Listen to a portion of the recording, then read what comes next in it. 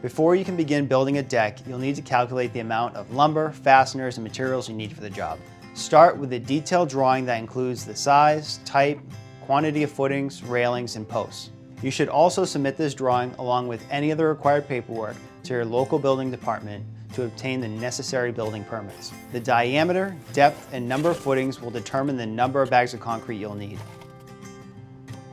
To estimate the framing lumber for your deck, you'll need to take into account several elements of the project, like the frame, foundation, and stairs. There are online calculators to help you figure out how much material you will need and also to help you confirm that's available in your area.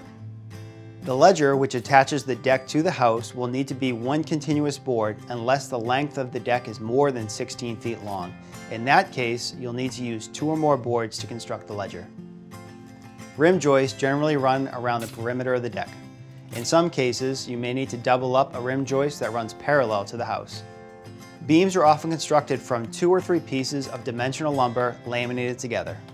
Be sure to order enough joists to place one 16 inches on center across the entire ledger board. You also need to account for the posts that will connect the footings to the beams. These should be either 4x4s or 6x6s, and usually you'll have one post on every footing. If your deck includes stairs, you'll need to account for the stringers, risers, and treads. Most deck stairs are 36 inches wide, requiring at least 3 stringers to be cut from pressure-treated 2x12 stock.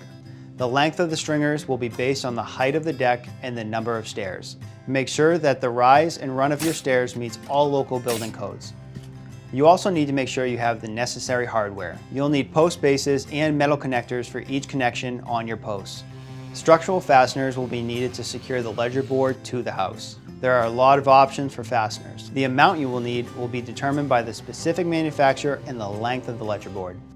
Joist hangers are necessary for attaching joists to the rim joist and ledger board. These are sized specifically for the width and depth of the joists, so be sure you're choosing the one that fits your project. Follow the manufacturer's instructions for the type and number of nails you need for every joist hanger. Joist flashing tape will help prolong the life of your deck. The amount necessary can be calculated by adding the lineal feet of the framing and the beams. One great option for purchasing decking material is to use online calculators to determine the exact amount of material you'll need. A calculator designed specifically for decking will quickly convert the square footage of your deck to the lineal feet of the specific deck board you select. It will automatically account for the spacing between the boards, but you may want to purchase approximately 15% more to account for waste.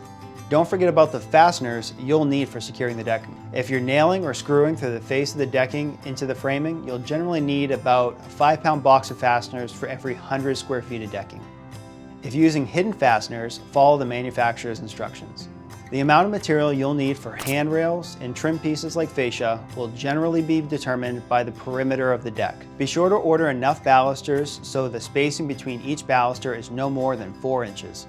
Of course, every deck is different and the amount of materials you need can vary a lot. But with a tool like an online calculator and some careful preparation, you should be able to order just what you need.